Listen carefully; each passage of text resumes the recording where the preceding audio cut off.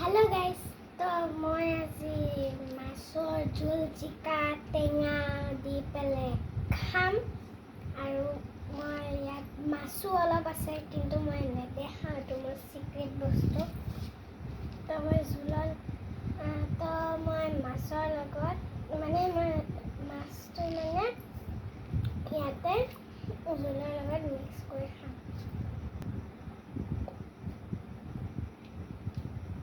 এটা কথা কওকচোন, আপোনালোকে জোলত কেতিয়াবা জ্বলা পাইছেনে? ক'বচোন।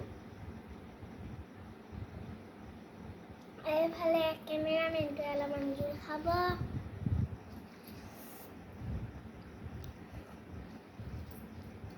বহুতে ইয়াম্মি, কিন্তু অলপ অলপ জ্বলা আছে দেই, অলপমান টেঙাহে হ'ব লাগিছিল। কিন্তু বিলাহী অলপমান দিলে ভাল, তেতিয়া অভাৰ টেঙা হয়।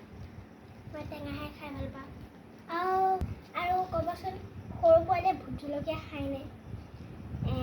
নে কেঁচা